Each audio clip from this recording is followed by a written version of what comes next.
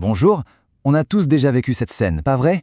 Au bureau, sur un chantier, on voit un collègue qui s'apprête à faire un petit truc un peu risqué, genre monter sur une chaise qui roule pour attraper un classeur. La question c'est, qu'est-ce qu'on fait à ce moment précis? Ah oui, c'est ça, le grand dilemme. Agir ou se taire. Souvent, le premier réflexe, c'est de détourner le regard. On se dit « Oh, il est assez grand pour savoir ce qu'il fait » ou alors « J'ai pas envie de passer pour le rabat-joie de service ». Ça porte un nom. C'est le syndrome du témoin. On espère que quelqu'un d'autre, un manager par exemple, va s'en charger.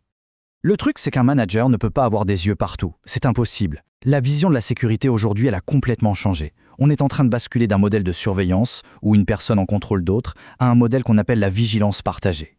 L'idée, ce n'est plus de se surveiller, mais de prendre soin les uns des autres. Et ça change tout. Alors plongeons là-dedans. De la surveillance aux soins. Pourquoi c'est si compliqué d'intervenir? Eh bien souvent, le principal blocage, c'est qu'on fait une confusion. On mélange sécurité et discipline. On pense que faire une remarque, c'est faire du flicage, mais c'est tout le contraire.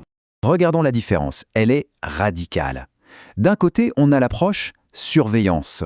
Le fameux « Hey, c'est interdit !»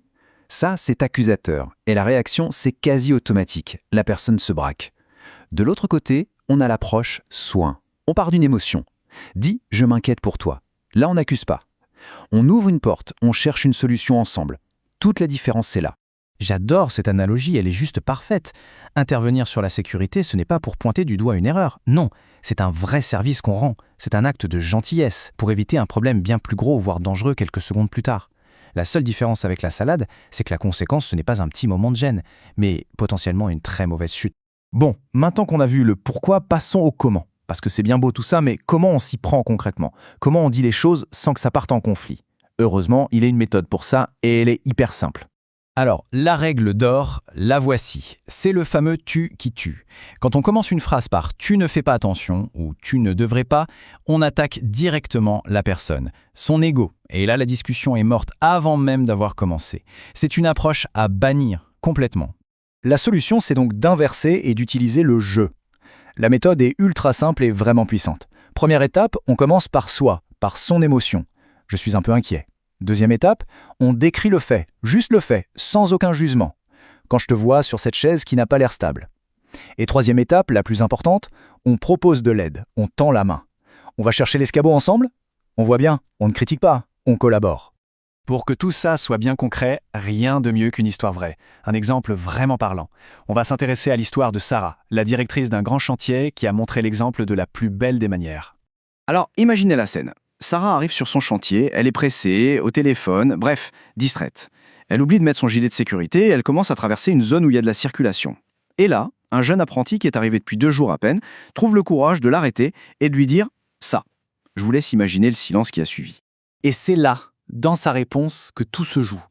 Sarah aurait pu très mal le prendre, mais elle a fait tout l'inverse.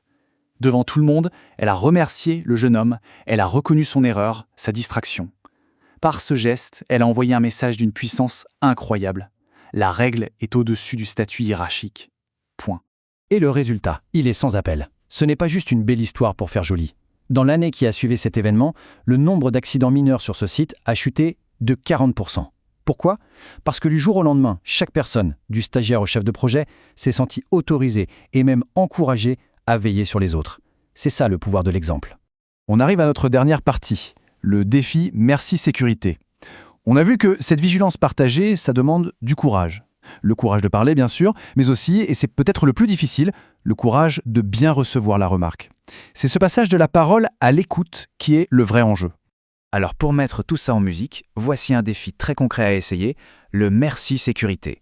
C'est une façon toute simple de commencer à construire cette culture du soin dans son propre environnement.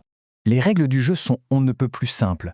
Première règle, si quelqu'un se fait interpeller sur un point de sécurité, même un détail, la meilleure réponse, ce n'est pas de se justifier, mais de dire un simple « merci ». Ça valide la démarche de l'autre. Et deuxième règle, à son tour, on essaye de se lancer en utilisant la fameuse méthode du « je suis inquiet » qu'on a vu ensemble. On va se quitter avec cette question. Et si on arrêtait de voir la sécurité comme une simple contrainte, une liste de règles à suivre bêtement?